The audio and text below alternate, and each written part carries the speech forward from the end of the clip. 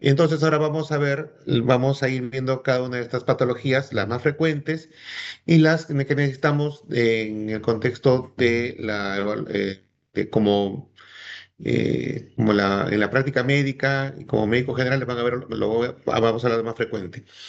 No voy a incidir en patologías eh, que ya van a ir restringidas de repente a la especialidad, ¿no? De más genético, qué sé yo. Vamos a ver las patologías que con más frecuencia se presentan y que van a ser, por ello, las que más vamos a revisar, evaluar y poder diagnosticar. Entonces, hablemos de la glomerulonefritis a cambios mínimos. Esta patología, esta glomerulopatía, se caracteriza porque hay presencia de síndrome nefrótico habitualmente puro, es decir, no tiene componente nefrítico, no lo tiene. Ausencia de lesiones morfológicas en microscopía óptica y en la microscopía electrónica se ve la desaparición o fusión de los pedicelos. O sea, cuando uno ve la microscopía óptica, el glomérulo se ve normal, pero sin embargo el paciente está con síndrome nefrótico. Ese es por eso les llama a ello, por eso lleva el nombre, cambios mínimos. No hay mayores cambios. Pero en la microscopía electrónica se ve la lesión en los pedicelos. Ya es la causa del 80% de síndrome nefrótico en los niños antes de los 10 años, del 50% de los casos diagnosticados entre 10 y 16 años y entre el 15 y 25% de síndrome nefrótico idiopático en el adulto. O sea, es más frecuente en niños. No se sabe por qué razón esta enfermedad, la factor es poco conocida y es una enfermedad de los podocitos y se ha visto que afecta las vías de transducción y algunas señales intracelulares de la estructura del mismo. Estas anomalías aparentemente son la consecuencia de una revolución anormal de su población de linfocitos T y de la síntesis de algunos factores circulantes que aumentan lo que justamente provoca el síndrome nefrótico, la permeabilidad capilar y produjo todo este proceso clínico, síndrome clínico que se produce como consecuencia de esta patología. En un brote de síndrome nefrótico se ha observado que existen marcadores de activación de linfocitos como Th1, interferón gamma, factores de necrosis tumoral alfa, interleuquina 2, 8, ¿no? Y de T-helper 2, pues, interleuquina 13, interleuquina 10.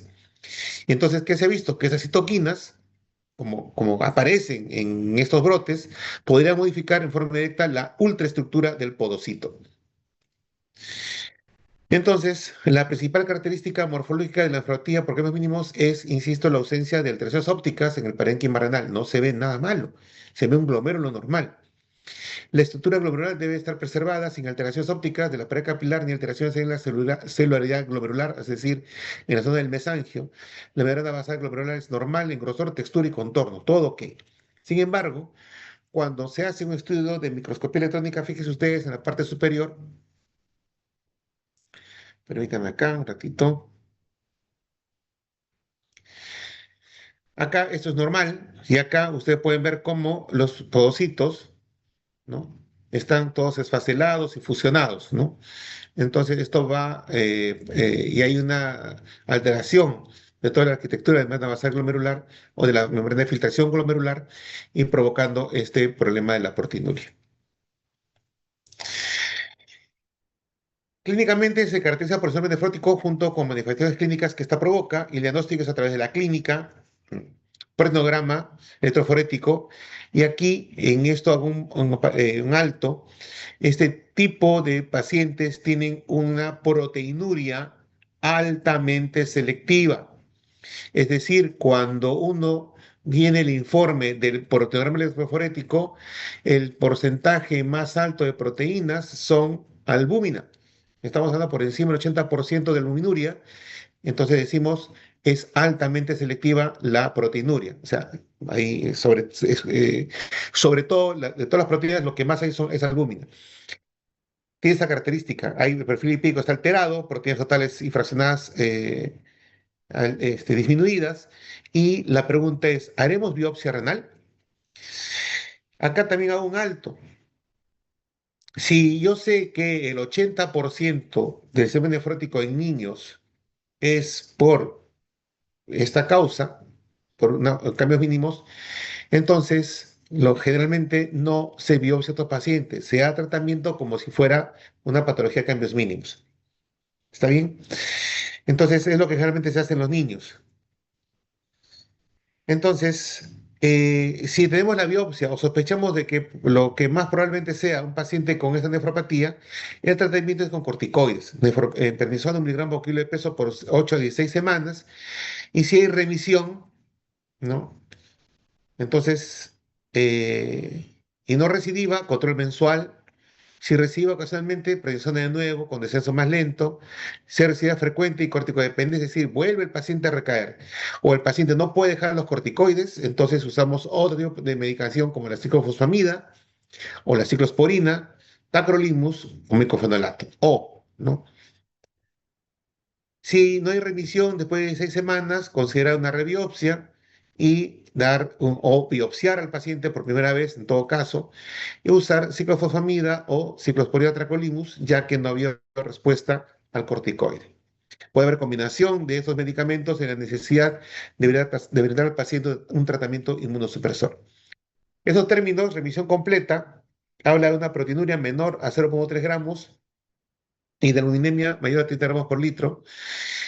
Parcial es cuando la aluninemia está mayor a 30 gramos por litro y proteinuria persistente mayor a 0,3 gramos por decilitro. ¿Qué es una recaída? Es una recibe la proteinuria de un paciente con remisión parcial o remisión completa. ¿Qué son recaídas frecuentes? Presencia de 2 recaídas en menos de 6 meses o al menos 4 en 12 meses después de haber conseguido una remisión parcial o completa.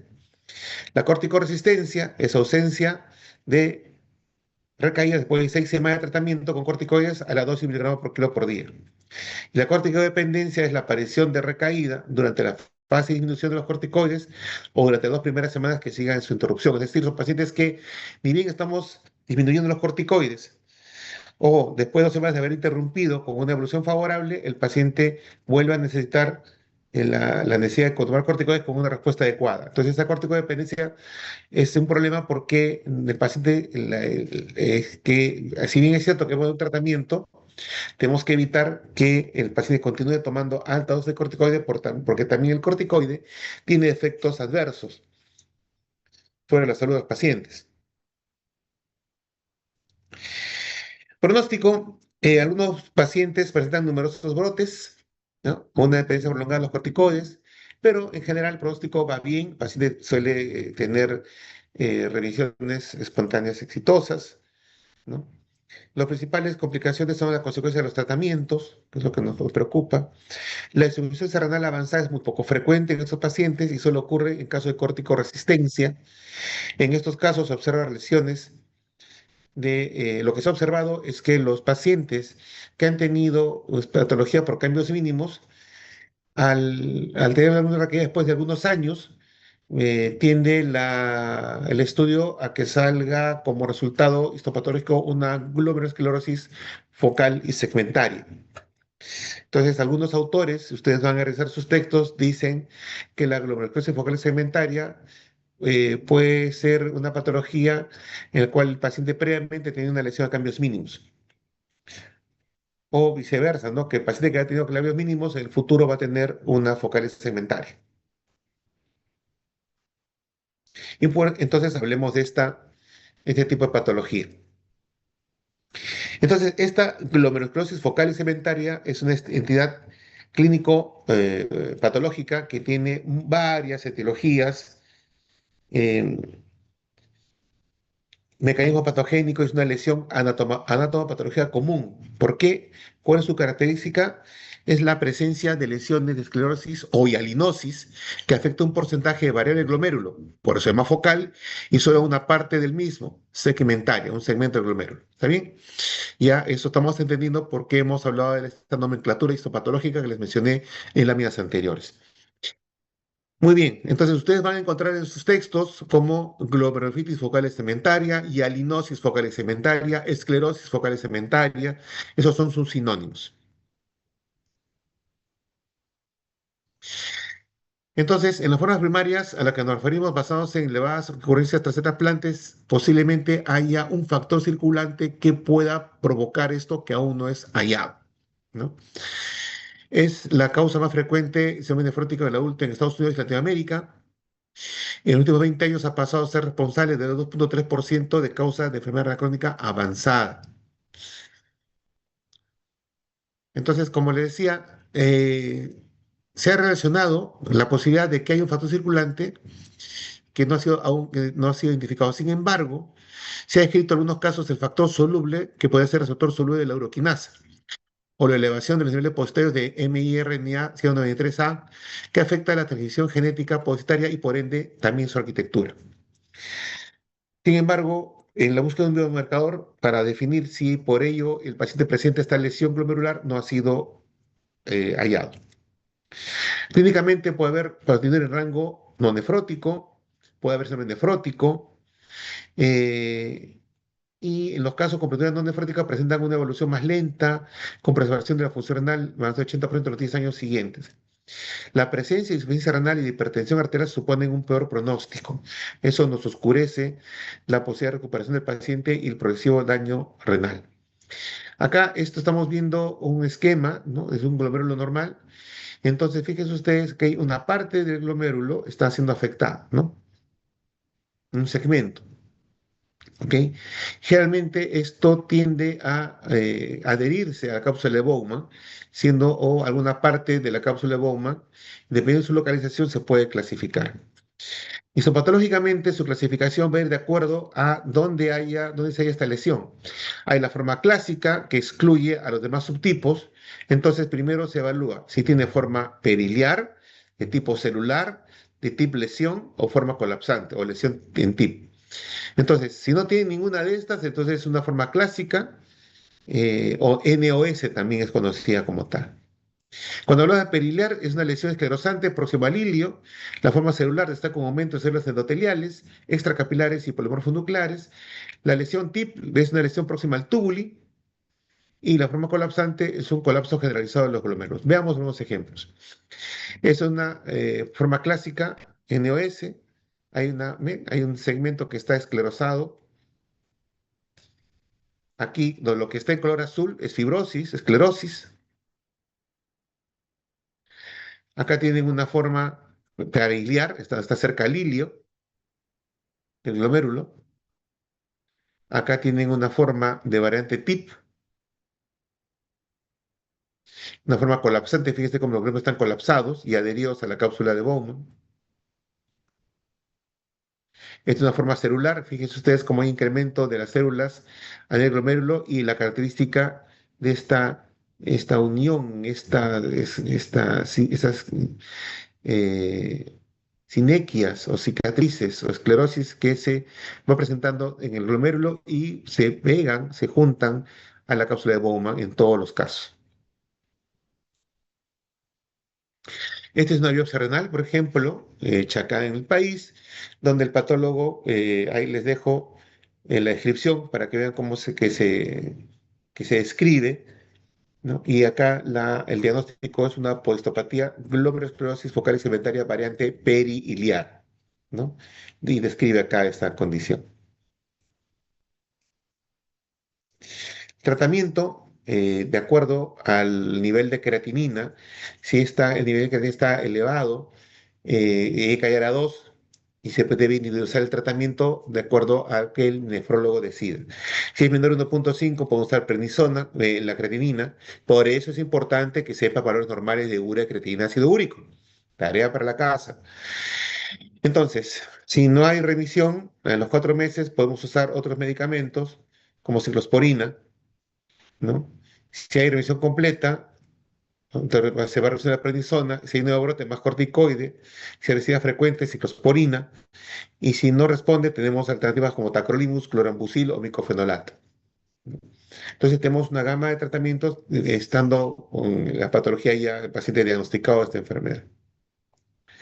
El pronóstico depende de las características clínicas, de la proteinuria y de la presencia de síndrome nefrótico, de la hipertensión y si hay falla renal. Entonces, entre un 60-70% van a llegar a enfermedad crónica estado 5 en 10 años, con proteinuria nefrótica, por ejemplo, pero el contrario del 80% presenta disfunción renal, los síntomas cuando el paciente diagnosticado son menores. Y las variantes NOS o clásica y TIP tienen mejor respuesta al tratamiento y peor pronóstico respecto a la variante colapsante y celular, que son las que tienen peor pronóstico. ¿Hasta ahí alguna pregunta, por favor?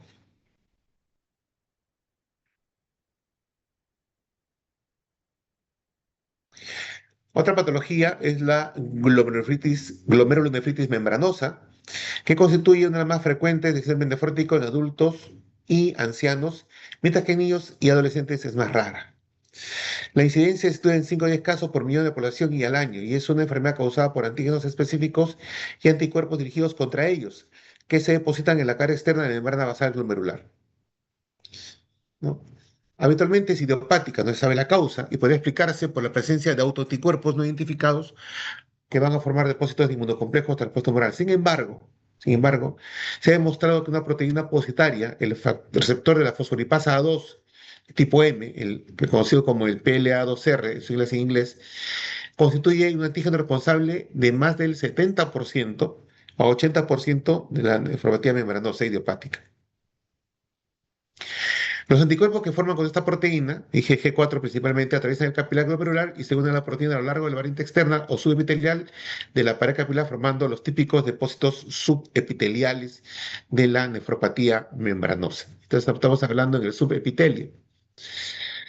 Esta es una revisión, fíjense ustedes, del año 2009, donde ya se estaba hablando de esta receptor de la fosfolipasa A2, ¿no? El anti-PLA2R, que actualmente ya lo tenemos en los laboratorios y cuando queremos buscar la posibilidad y la sospecha de que el paciente venga con una fractura membranosa, si sale positiva en el examen de laboratorio, entonces la posibilidad que es paciente sin haberlo biopsiado ya puede diagnosticar como nefropatía membranosa.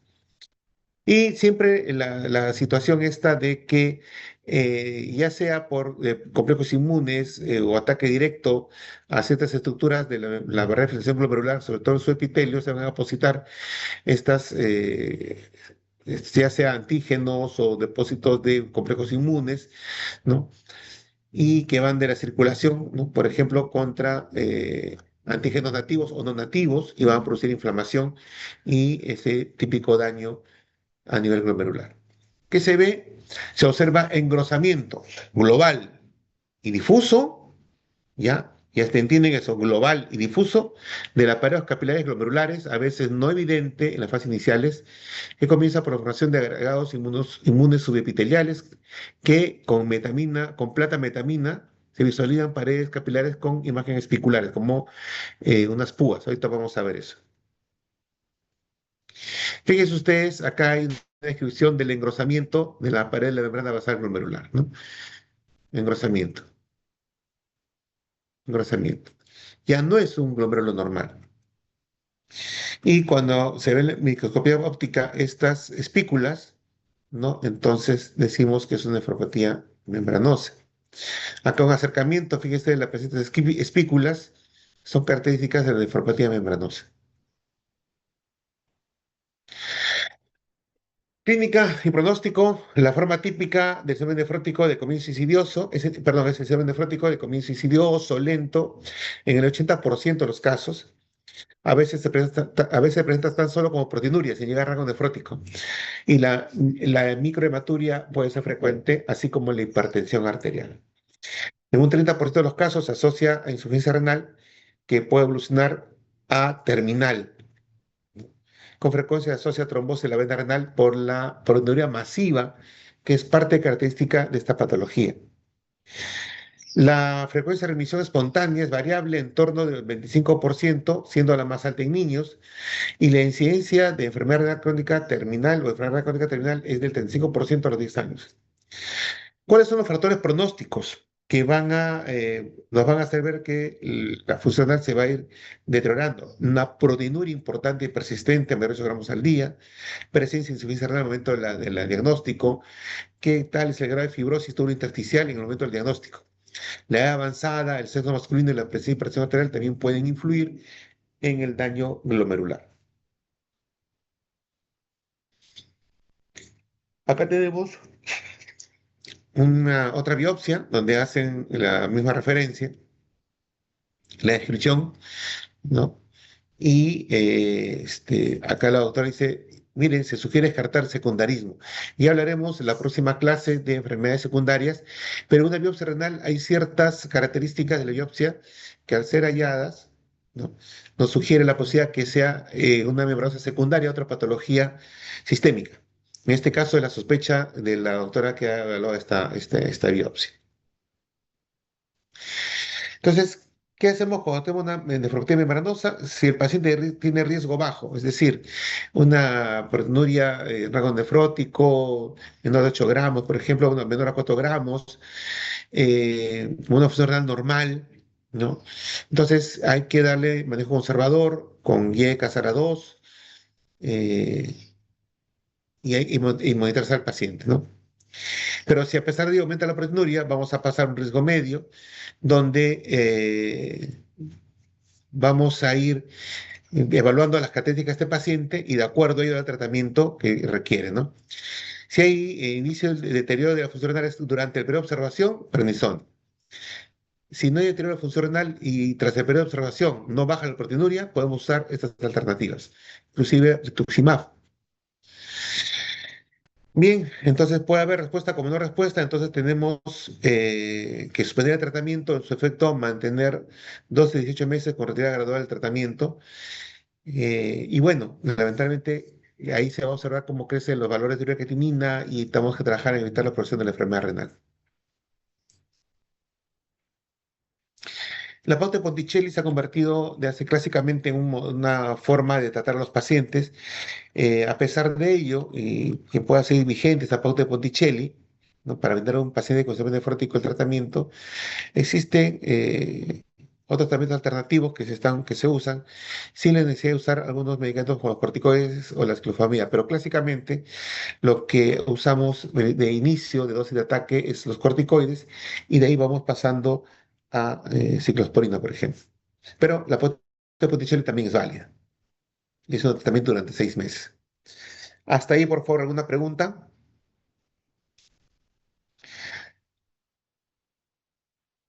Bien, entonces hemos revisado cambios mínimos, que no se observan en el microscopio óptico de un cambio, focal y segmentaria, donde vemos que un segmento del glomérulo está afectado y menos del 50% del glomérulo está afectado, donde han visto las variantes celular, TIP, iliar o pariliar, perdón, la clásica o NOS y la periliar. Entonces, de ahí hemos visto la membranosa con este engrosamiento de la membrana basal glomerular y las espículas que se presentan cuando aumentamos el- el microscopio, ¿no? Y ahora vamos a ver la que es glomerulopatía por IgA. Mientras en la anterior se han visto lesiones a nivel de los podocitos, a nivel de la cápsula de Bowman y esta cicatrización o esclerosis o sinequias del glomérulo hacia la cápsula de Bowman. Hemos visto engrosamiento de la pared de la membrana basal de filtración glomerular. Hay otra área que es el mesangio, y el mesangio es un área donde está compuesta por estas células que pueden ser una matriz mesangial, que son las que sostienen este penacho glomerular. Entonces, la pleurofatía por IgA es una de las enfermedades glomerular primaria más frecuentes en todo el mundo, que son los reportes que tenemos. Se pueden presentar a cualquier edad, ¿no? Pero existe un pico a la segunda y tercera década de la vida y afecta más a varones que una razón 2 o 3 a 1 que a las mujeres. En América Latina, sin embargo, es la menos frecuente, siendo la focal segmentaria la más frecuente, como hemos revisado hace un momentito. Y también en sus textos van a encontrar como enfermedad de Bergier. Existen otras enfermedades asociadas al depósito por IgA, como por ejemplo la púrpura Schenck-Schollen, la cual se considera una forma sistémica de nefropatía por IgA. Entonces, se da esta patología como consecuencia de la activación del sistema de complemento por el depósito de inmunocomplejos circulantes de IgA. Esta patogénesis de la nefropatía por IgA se caracteriza por el depósito mesangial de IgA, que es predominantemente polimérico de la subclase IgA1, contenido en la cadena J.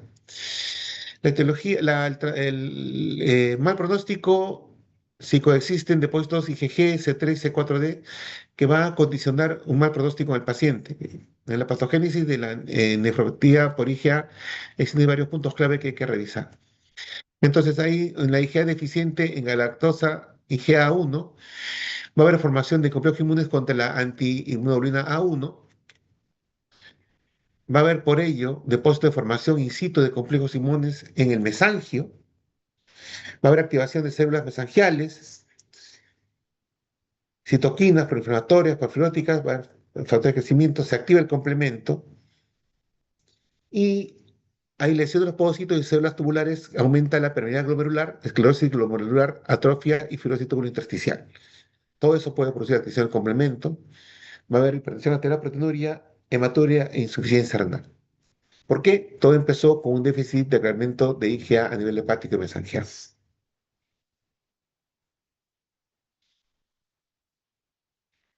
Clínica y pronóstico, en el 40-50% de los casos, en el momento del diagnóstico se presenta con hematuria macroscópica sintomática. Es decir, el paciente viene y dice, doctor, estoy corriendo sangre viva, ¿no? Es lo que ellos suelen referir.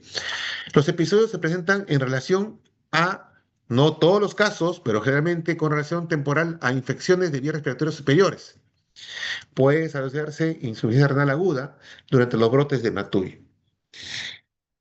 Otro grupo de pacientes pueden presentar hematuria microscópica acompañada de hipertensión arterial. El resto de los casos se forman en como semen nefrótico o una glomerulonefritis crónica con hematuria, proteinuria e insuficiencia renal. En un 5% de los casos, uno de los signos de presentación es la hipertensión maligna. Entonces, el problema es que no es una entidad benigna, lamentablemente, el problema es que estos pacientes van a terminar en enfermedad crónica estadio 5 con necesidad de terapia de reemplazo renal. Miren la diferencia en esta biopsia. Lo que ustedes estamos hablando acá, ¿no? En esta coloración, hematoxilina y eosina, es que hay aumento de la celularidad del mesangio, ¿ok? Entonces, esto ya nos está diciendo que hay depósito de IgA en el mesangio, entonces es una glomerulonefritis asociada a IgA. Cuando se hace la inmunofluorescencia, se enmarcan antígenos contra IgA o anticuerpos contra IgA, hacen la reacción antígeno-anticuerpo con estos marcadores de colores y se puede observar que a nivel mesangial se ven el depósito de estos complejos inmunes que han sido previamente preparados y puede ser evaluados en un microscopio de inmunofluorescencia. Tratamiento, no hay tratamiento específico. El curso mismo de la enfermedad de muchos pacientes con descenso muy lento del filtrado glomerular, ¿no? La recomendación de dirigida a los pacientes con factores clínicos etiológicos de mal pronóstico comentado anteriormente. Hay intervenciones generales si hablamos de opciones terapéuticas, ¿no? Para enlentecer el deterioro de función renal. En los pacientes se hace saber que hay un riesgo sobre la progresión de enfermedad renal. Otros tratamientos con corticoides y otros inmunosupresores dirigidos específicamente a los mecanismos patológicos implicados, y esto se hace en cierto grupo de pacientes. Bueno, como les decía, el tratamiento en general es los antiproteinúricos, manejo de hipertensión arterial, ¿no? Que no haya una insuficiencia renal rápida y progresiva, que se puede presentar en situaciones avanzadas en esta patología. El tratamiento sin beneficio probado, inmunosupresores, micofenolato, agentes plaquetarios, y uno de los tratamientos planteados es la amidalectomía, porque se creía que como consecuencia de las lesiones infecciosas en las amígdalas se activaba esta enfermedad y muchos pacientes venían, doctor, desde que me da gripe o me da faringitis, esta enfermedad aparece. Perdón, la hematuria aparece y nos va indicando, va sugiriendo que es una nefropatía por IgA. Entonces, el control de la presión arterial, tratamiento con antiproteinúricos, restricción de sodio, digesta proteica, considerar las estatinas en caso del manejo del colesterol en otros pacientes, control del sistema metabólico, etcétera.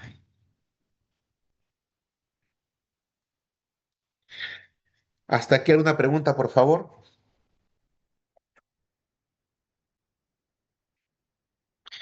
La glomerulonefritis membranoproliferativa es otro tipo de lesión glomerular, ya es llamada también mesangio capilar. Y bueno, son un grupo de enfermedades glomerulares que va a compartir una lesión histológica característica, ya que pero se pueden originar de diversos mecanismos patogénicos. Esta patología afecta principalmente a niños entre 8 y 16 años, sin diferencia según el género. Las formas secundarias son más frecuentes en adultos. Su diagnóstico obliga a comenzar un proceso diagnóstico etiológico. Entonces, ¿qué es la característica? Es que hay una hipercelularidad mesangial y además engrosamiento de la membrana basal glomerular. Si retrocedemos las láminas, quiero que se imaginen una nefropatía membranosa, recuerden la lámina de nefropatía membranosa, y que sobrepongan ustedes la patología de IgA, mesangial por IgA. Entonces, esta enfermedad, esta patología, esta glomerulonefritis tiene esas dos características. Y se ve al glomérulo con un aspecto lobulado, ¿no? Fíjense ustedes, no sé si a alguien de ustedes le gusta, ha comido una coliflor, ¿no? Más o menos tiene esta forma, ¿no? Aumento de la mensajería de las células mesangiales, ¿no? Y engrosamiento de los capilares o de la masa glomerular.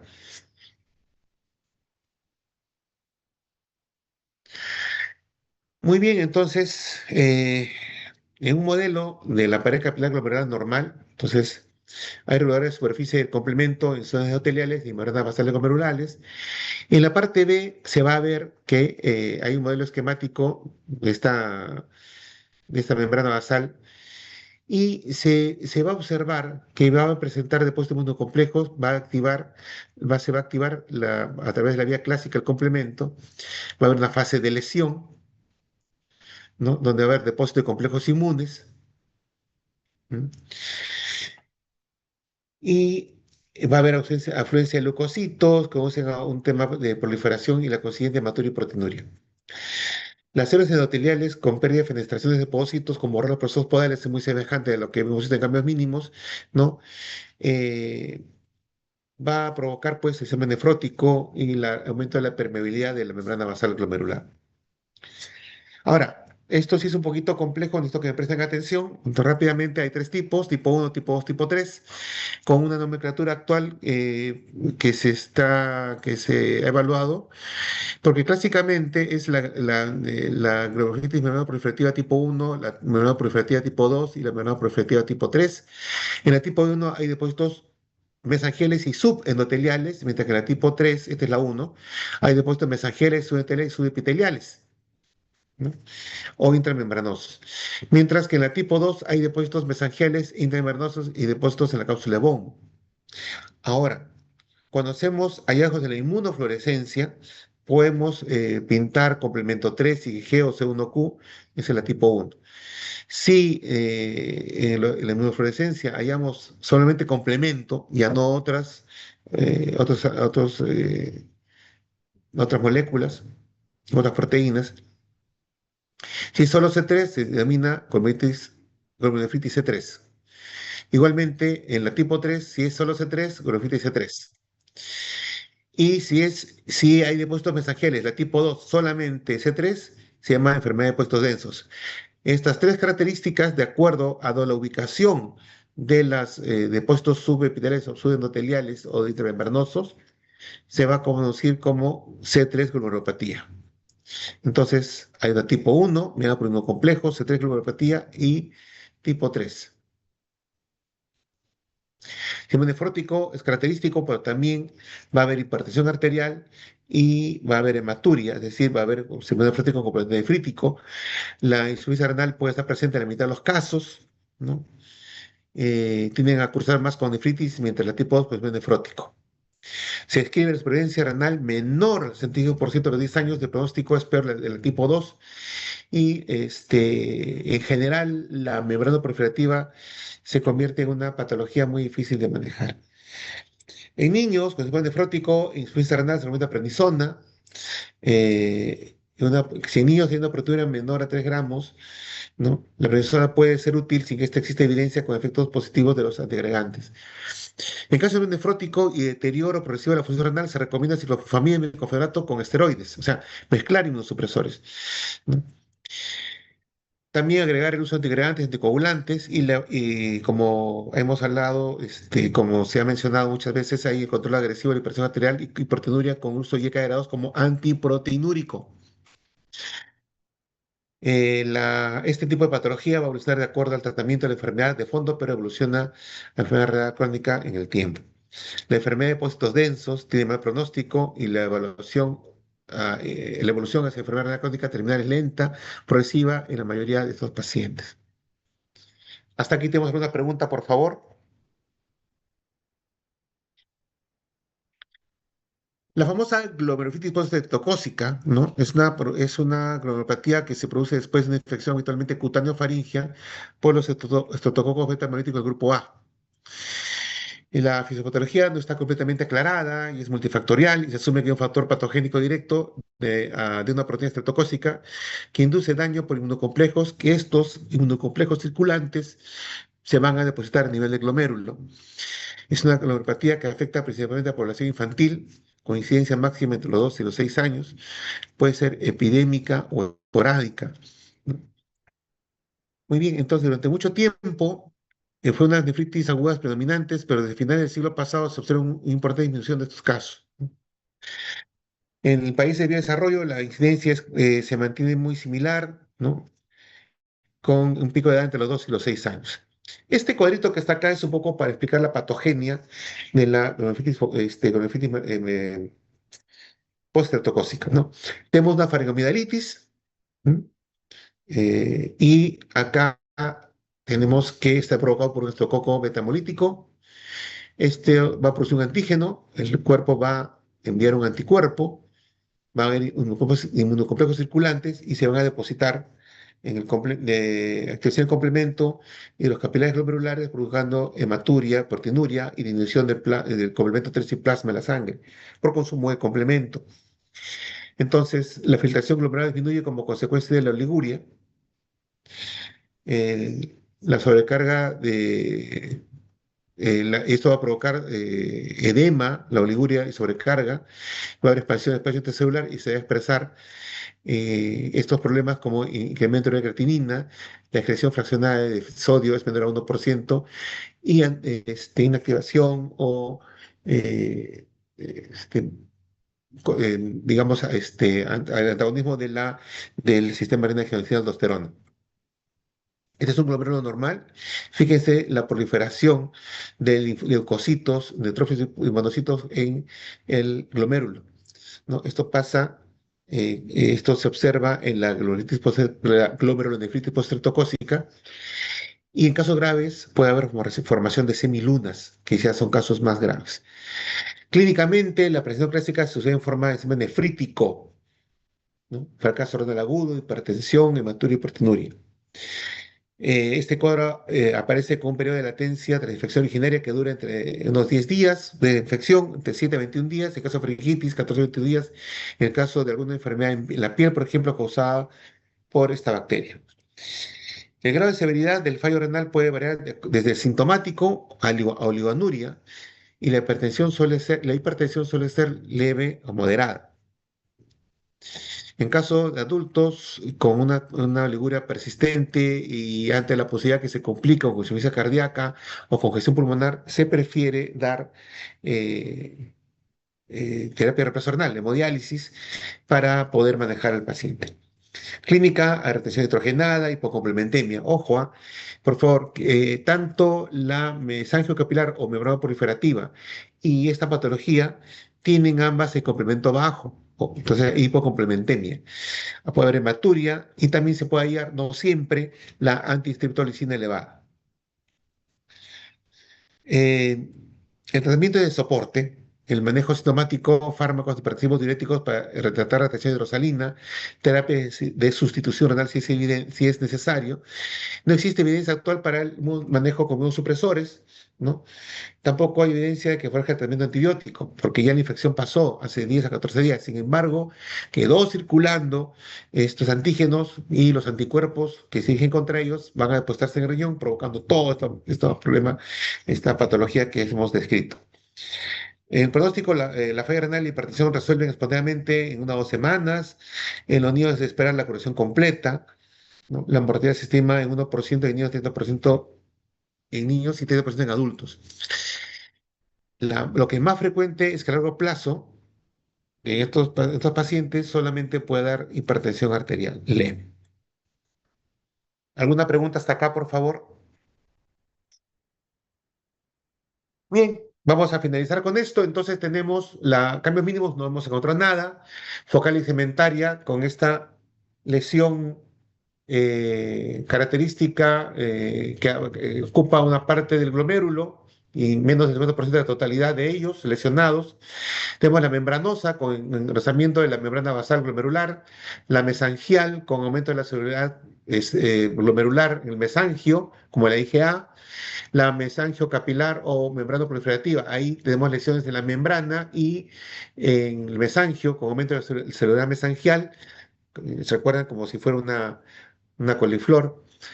Y la postreptocócica que se presenta tras una infección por una infección de estococo beta hemolítico grupo A, que va a producir un antígeno y va a provocar esta condición caracterizada por sistema nefrítico. Y al evaluar la histología van a ver la presencia, el incremento de la celularidad a nivel glomérulo con polimorfos nucleares, ¿no? Y su característica en estos pacientes. La glomerulitis rápida progresiva, como su nombre lo dice, progresa rápidamente, ¿no? En cuestión de días, 2 semanas, afecta al riñón, dando al paciente una etapa terminal de la insuficiencia renal, ¿no? En esta etapa aguda, va a hacer el daño muy severo. Y ya anatomopatológicamente se caracteriza por la presencia de proliferación extracapilar, ¿no? Como consecuencia de ruptura de la membrana basal glomerular se rompe, lo que permite el paso de fibrina y monocitos al espacio de Bowman. Epidemiológicamente hablando, supone el 7% de dioses renales en estudios europeos. El tipo 3 es más frecuente. El tipo 1 presenta una incidencia muy baja. Esto es un caso por millón de habitantes, con predominio en varones de raza blanca. Las tipo 3 normalmente debutan entre la quinta y sexta década de la vida y se presentan a predominio del sexo masculino. Entonces, ¿qué sucede? En la rápidamente progresiva se asocia la presencia de proliferación extracapilar como consecuencia de la ruptura de membrana basal glomerular que permite el paso de fibrina y monocitos del espacio de Bowman. Entonces, ¿qué va a pasar? Que cuando estas moléculas est- eh, ingresan al espacio de Bowman, entonces inmediatamente se van a producir la presencia de células y mediadores inflamatorios, de los cuales destaca la interleuquina 1, factor necrosis tumoral alfa, y se produce la formación de semilunas epiteliales. La consecuencia de la formación de semilunas fibrosas ya traduce una irreversibilidad del cuadro. El porcentaje de semilunas fibrosas es un marcador pronóstico fundamental en esta entidad clínica. Si encontramos más del 50% de estas semilunas, prácticamente no hay nada que hacer en el riñón. Entonces hay depósitos de anticuerpos, complejos inmunes y de complemento que lesionan la pared capilar. Hay, por ello, la ruptura de esta pared capilar pasa fibrinógeno y fronectina en el espacio urinario. Se activan todos estos sistemas inmunológicos, hay atracción de monocitos circulantes, la proliferación de células epiteliales de la cápsula de Bowman, estas proliferan, aumenta la síntesis de proteínas matriciales con formación de semilunas y evolución hasta la fibrosis. Y por el aumento de la síntesis de colágeno, infiltración de fibroblastos en la cápsula de Bowman y generando todo ese trastorno. Entonces, este es un glomérulo normal. Entonces, como consecuencia de estas lesiones a nivel del glomérulo, pueden atravesar al espacio de Bowman algunas proteínas, ¿no? Células plasmáticas, como los glóbulos rojos. Se forma la semiluna, ¿no? Después de este proceso fisiopatológico de la realmente progresiva, ¿no? Fíjense acá una semiluna. Fíjense ustedes que acá no se ven muchas células, ¿no? Esta es una semiluna fibrosa. Ya prácticamente no hay mucho que hacer en este riñoncito. La tipo 1, en la etiología, la tipo 1 se caracteriza por la presencia de anticuerpos, normalmente IgG, en ocasiones IgA o IgM, que actúan frente a la cadena alfa-T con tipo 4, que se presenta o está presente en la membrana basal glomerular, también conocido como el antígeno de Goodpasture. Estas cadenas también se presentan en los alvéolos pulmonares, por eso es que ese nuevo Goodpasture se caracteriza por una hemorragia pulmonar y fracaso renal, también conocida como síndrome de pulmón-riñón. La tipo 2 se media por complejos, presenta manifestaciones clínicas analíticas propias de una glomerulitis primaria, es decir, la tipo 2 es una condición en la cual estas glomerulitis primarias han ido deteriorando el riñón, provocando estas lesiones. La tipo 3 es autoinmune, o glomerulonefritis necrotizante idiopática, ¿no? A pesar de que dice pausimune, el 80% del tipo más frecuente en adultos ANCA es el tipo positivo, es el tipo 3, ¿no? Cuando este tipo se presenta. O sea, insisto, la tipo 3, también llamada pausimune necrosis hepática, puede representar el tipo más frecuente en adultos con anticuerpos contra estopasmo neutrófilo o ANCA positivo. Y la tipo 4 presenta características de la tipo 1 y la tipo 3. ¿No? En la tipo 1 hay anticuerpos contra la masa glomerular. El tipo 1 pueden haber que estas crecientes, ¿no? Fíjense, acá, a diferencia de la anterior imagen, que había solamente fibrosis, estaba todo rosito, acá ustedes ven núcleos celulares. Entonces podemos ver acá una eh, semiluna, ¿no? Con células, ¿no? Epitelial.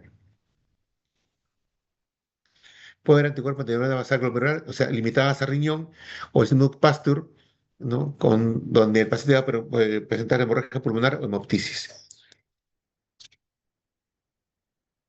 La tipo 2, por complejos inmunes, ¿no? El 70-40% de los casos de rápidamente progresiva. Y fíjense ustedes que hay enfermedades que, dada su gravedad, pueden llevar a esta condición al paciente, ¿no? También hay enfermedades sistémicas que pueden producir esta enfermedad de rápidamente progresiva. La pausa inmune, entonces aquí hay ausencia de depósitos inmunes en el glomérulo. Acá sí ya no hay depósitos, pero acá ¿qué sucede? Como es una enfermedad de vasos pequeños, ya hablaremos en glomerulopatías secundarias, puede haber lesión de las, del penacho glomerular, ¿no? De estos vasos pequeños sanguíneos, capilares, que van a provocar necrosis vascular, proteinuria, hematuria, ¿no? Y la presencia de estas ancas. Se caracteriza por estas pausimunes asociadas a ANCA, son estas tres características que afectan al riñón. Eh, ya hablaremos de esto en las secundarias, simplemente las estoy mencionando por sus características de la tipo 3. Aquí pueden haber combinación de tipo 1, tipo 3, tipo 4. Y lo importante es que la presentación de la glomerulonefritis rápida progresiva se caracteriza por un daño progresivo en 10 semanas. Tiene sistema nefrítico, es lo más característico en esta patología. La insuficiencia renal es constante, puede haber hemoptisis y ahí viene la situación en la cual el paciente llega con la hemoptisis y si esta hemoptisis no es hemorragia pulmonar y se está dando como consecuencia de un ataque inmunológico sobre el alveolo capilar, sería importante darle inmunosupresores. Pero si es que el paciente está con una infección, podemos empeorarla. Así que hay que actuar rápidamente, buscar la ausencia de infecciones para poder brindar un tratamiento rápido, porque dependiendo de la velocidad que actuemos e intervengamos al paciente, el riñón puede salvarse, ¿no? El tratamiento, si nosotros dejamos a la evolución natural, sin tratamiento, simplemente el paciente deteriora su riñón y hay una elevada mortalidad. Si hay sospecha clínica, iniciar tratamiento precoz, ya que esto aumenta la supervivencia global en todos los pacientes, siendo los corticoides y la ciclofosfamida son terapia de elección. Aquí podemos ver una biopsia renal también hecha en el Perú, donde se puede ver descripción, ¿no? Y aquí la doctora dice, ¿no? Que hay semilunas, ¿no? Entre glomérulos crecientes celulares. Acá hay seriados compatibles en relación a rápidamente progresiva. Ya los estudios séricos van a determinar la presencia de ciertos anticuerpos para determinar la etiología. El tratamiento, en este caso, tiene que ser precoz y más agresivo, ¿no? La inducción es con metilprednisolona, se puede contener con prednisona bioral, 1 miligramo por kilo de peso, simultáneamente ciclofosfamida, no puede ser oral o endovenosa, de dos terapias de mantenimiento, después de haber pasado por esa terapia de inducción, pasamos al uso de azatioprina, micofenolato, ¿no? Si no responde, podemos usar también rituximab. En caso de insuficiencia renal aguda, se requiere diálisis, de ser posible, e inclusive hasta plasmaféresis. La tipo 1 debe instaurarse un tratamiento con plasmaféresis intensiva porque los niveles de anticuerpos se vuelven indetectables. En el tipo 3, esta técnica aporta beneficios a los pacientes que requieren diálisis.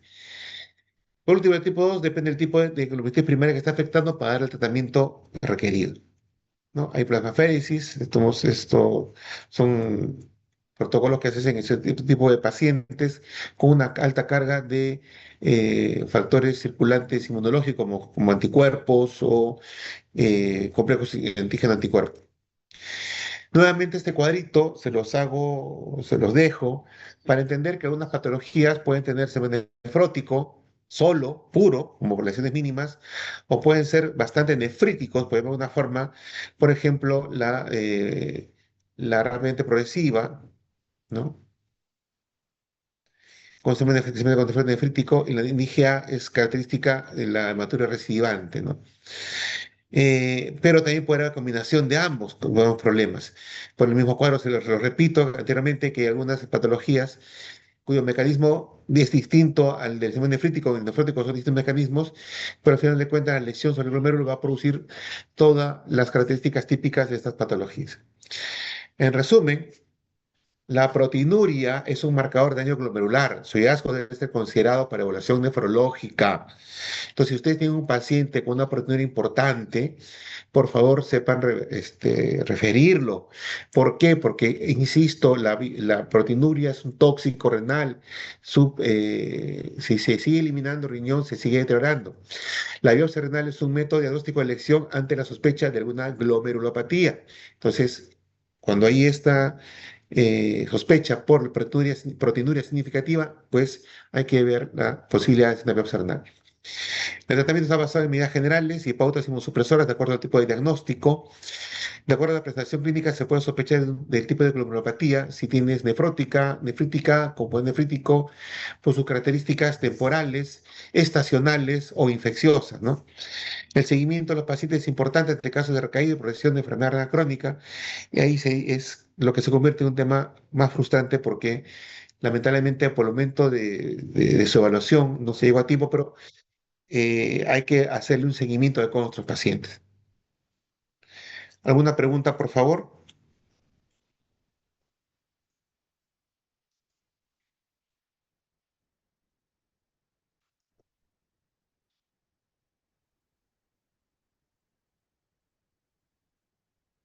Bien. Por favor, delegada, por favor, a través suyo, a todos los alumnos, las clases son pautas referenciales, resúmenes